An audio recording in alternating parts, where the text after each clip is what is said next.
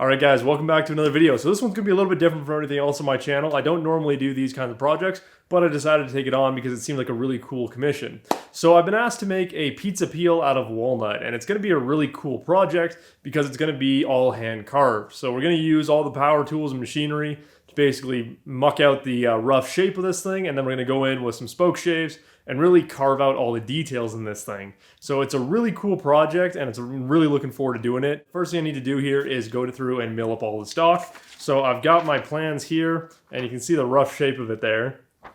It basically looks like a big shovel, but that's just because it's a flat image. So this is basically going to be made up of 9 different parts. First part that we're going to be making is going to be the center of the shaft, which is going to be a 1 1/4 by 1 1/4 by the full 48 inches long. Then to make our top handle, the top part where you actually grip onto and can use it to kind of twist and turn the peel, is going to be 2 pieces that are going to be 4 inches by 1 1/4 by 1 inch. And that'll be what we're going to form the top handle out of. And then the bottom section, which is the actual peel section down there, is going to be 12 by 12 inches. And we're going to be making that out of 6 pieces that are 14.5 inches by 1 3/4 inches wide by 1 inch thick.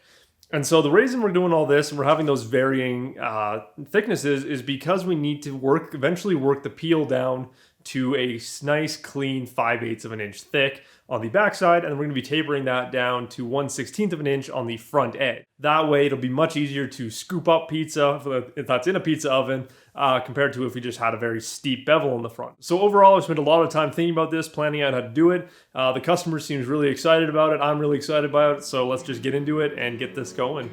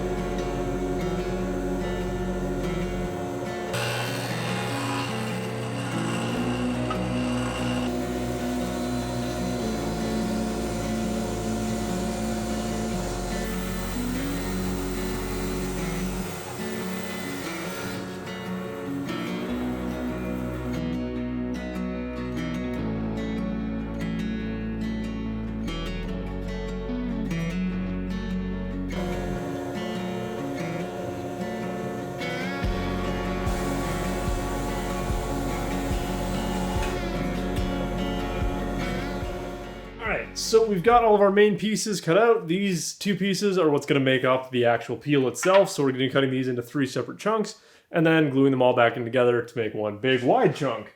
Our main shaft right here is a nice, almost squared up piece, ready to go. And then our last piece that's going to make up the handle, we've got a little bit of extra material in it, but basically this is going to get cut in half and then get carved into what's going to be our handle. And so the most important thing when you're making a peel like this or a canoe paddle or anything like where you're making these like really long glue ups, you really want to make sure that everything is as square as it possibly can be. So the best example of that here is on the actual main shaft of this pizza peel here. There's 2 things that are really important about it. These 2 edges that I just jointed are perfectly 90 degrees. That way when I cut off the other 2 edges on the table saw here, they're also going to be perfectly parallel to the other faces and perpendicular to the faces beside them. The other important thing, and I don't know if I can catch it on camera here, but I'll try bringing it up close. And so you can see on the end grain there that the grain is going diagonal across this piece. Now that's really important because that controls how this the main shaft of this is going to grow and expand. It's not as important for the rest of the pieces, even though we're going to be doing all quarter sawn pieces on this. But for the main shaft, you want it to have that good diagonal grain. That way, as it grows and expands, it's kind of growing equally in all directions.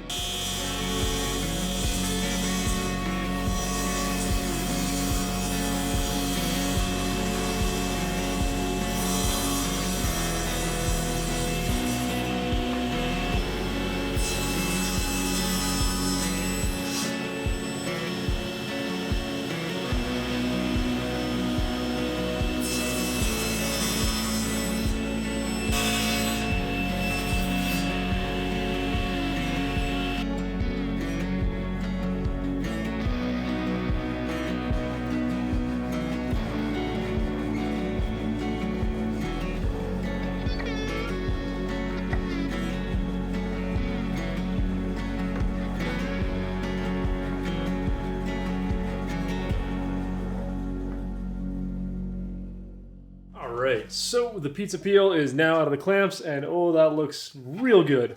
So this side is all nice and flat, except for all the glue squeeze that we got to clean up. And then this side, you can see there's that bump in the middle where the main shaft comes in, and we're going to be leveling all this off to actually make our flat peel area. And then from basically this line here is where it's going to taper up, and then we've got all this nice stock here to make the actual round handle. And so you might be wondering how we're actually going to go about carving this. Well, it's actually a fairly simple process. It's just very time consuming. So our main tools here are going to be a couple different spoke shaves. So they're both just fairly inexpensive spoke shaves off of Amazon. I would like to get a more expensive spoke shave someday, but they are very expensive. And both of these are going to be used for making a lot of our curves and doing a lot of the final detailing. To make sure I get the actual peel end of this flat, I'm mostly going to be relying on my low angle jack. Now I've got a 50-degree blade in here that I've really been liking lately, and we're going to be doing a lot of cross grain work. Because when you look at the peel section here, the main goal of this is to make it flat across the width of this. Compare that to a panel where you want it flat along the length and matching sides. Here we want it to be flat across this way. So we're going to be doing a lot of cross grain planing, which means there's going to be a decent amount of tear out, which again means we're going to have to do a lot of sanding. But it's all going to work out really well because the benefit of using the low angle jack to clean all this area up and actually shape it means that we're going to get a nice, perfectly flat surface, and we'll be able to make a nice taper and all that in there too. We got a good combination of hand tool work and sanding work that's going to go into making this, but I do think that it is going to be super fun to just kind of hang out here and just work away at this.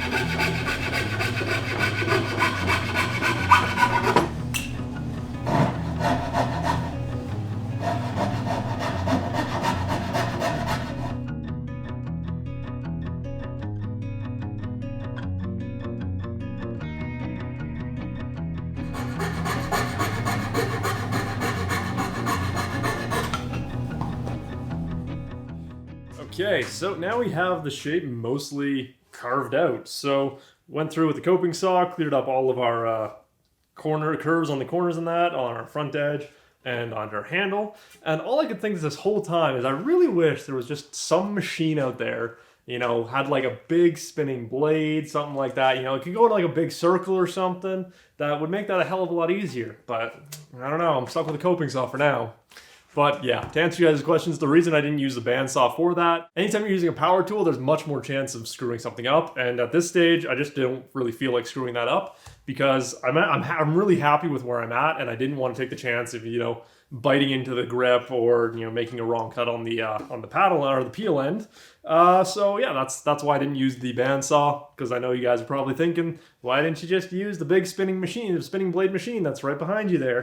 That's why. It's because anytime you get to these, these close to the end stage, we're at a point where I'm really happy with it. I like to kind of step away from the power tools because the power tools create a lot more risk. So I am going to break that rule right now. I'm going to actually go to a power tool, which is my spindle sander here, and actually carve out all this stuff, because the spindle sander, I can put a high grit spindle on it and it'll not take off a lot of material, and it just helps me smooth out stuff way more than I can smooth with hand tools. So there and that, you got to balance, power tools to hand tool work, but most of it is just still going to be hand tool work, because we still got to do this whole the whole shaft and the handle here with the spoke shaves and that. So that's gonna be fun.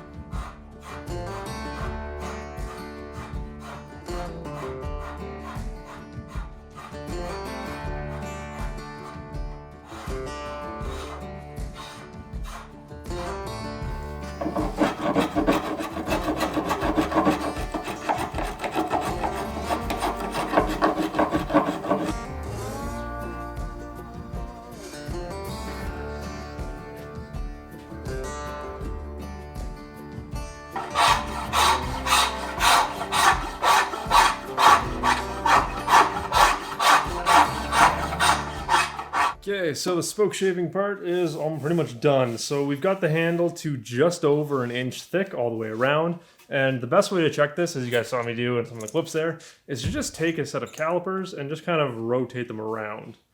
Now, there's going to be a lot of variance throughout this whole thing. Again, it's hand carved with a spoke shave, but we're going to be evening that out with some sandpaper in just a little bit here.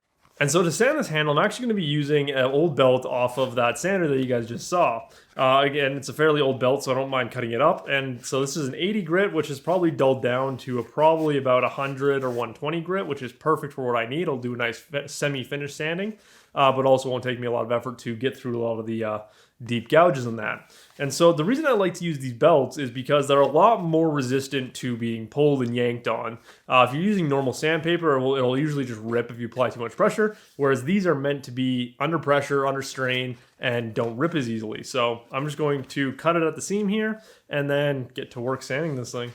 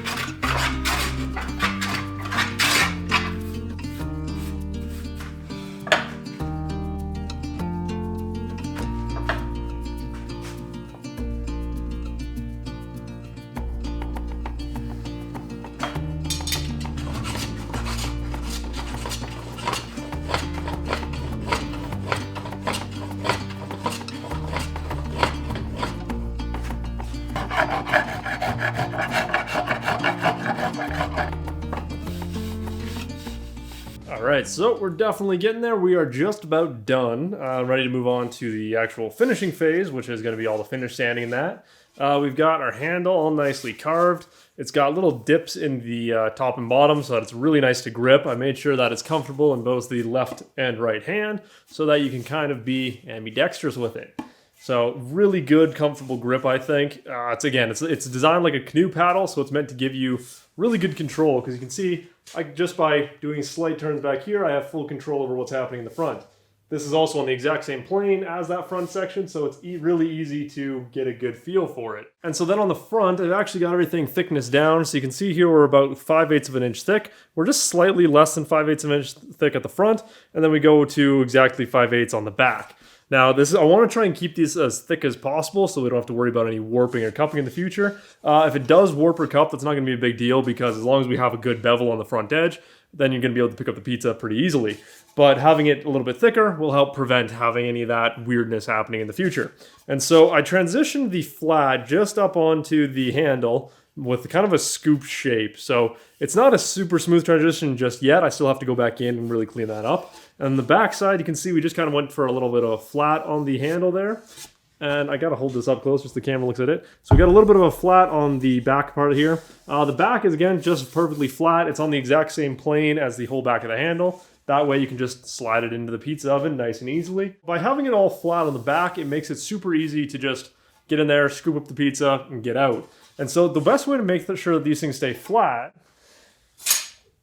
is with a couple of winding sticks. So the way I check it is by, well, two things. First off, they are a perfectly straight edge on the bottom, so you can just put it on, and if it's rocking around at all, you know that your panel's not flat. The other thing that they do is they let you check for any twist or, well, yeah, twist is the most important thing that they're for. And so the way this works is you simply put one on the back side. Let's see if I can do this without dropping them.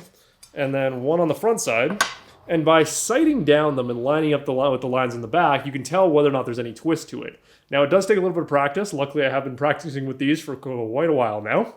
And they do make a massive difference in trying to flatten panels like this, or flatten objects like this. They really let you make sure that there is no twist, because, you know, a little bit of cupping, you know, because in order to keep this thing as strong as possible, I know that there is a very small hump in the middle. You know, we'd have kind of just a center hump going right down the middle. Now, having that little ridge will help keep this panel, again, help keep it a little bit flatter.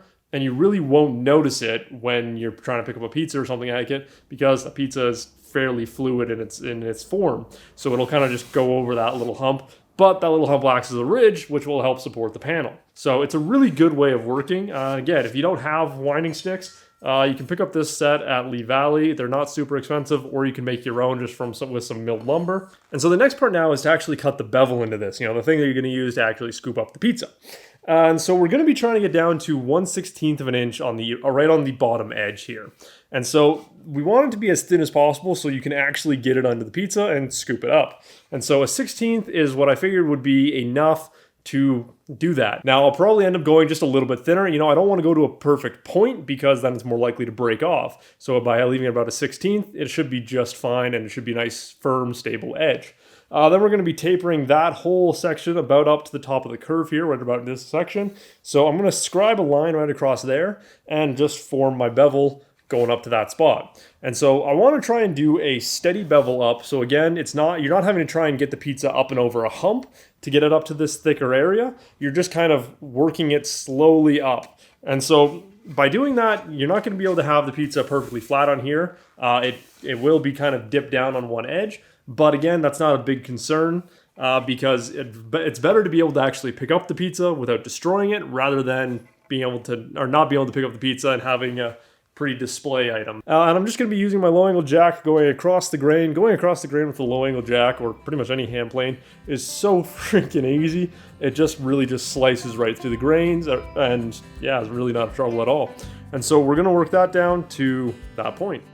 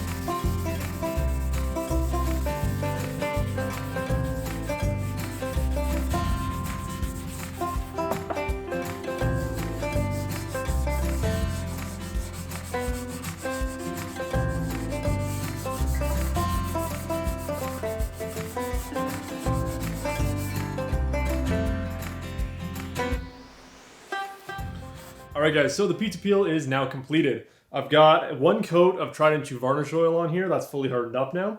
And before I give it to the client, I'm going to coat it with a thin layer of cutting board oil, which is just going to do light duty protection to help fill in any of the pores. And that's going to be what you want to keep this thing sealed with, because cutting board oil is a non-flammable oil. It'll do well around a pizza oven, which usually has open flames.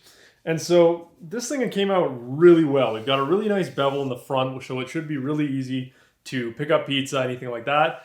Sadly, I can't show you guys how it works because I don't have a pizza oven. But yeah, so overall, I do absolutely love the fit and finish and feel of this thing.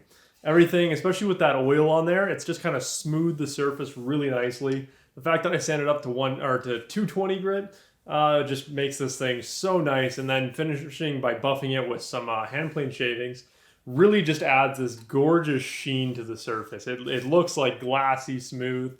It's just so nice to look at. So it was kind of an interesting project. I'm really glad I got a chance to do it. I think the client is absolutely gonna love this thing. And yeah, so I do hope you guys enjoyed this video, and I will see you in the next one.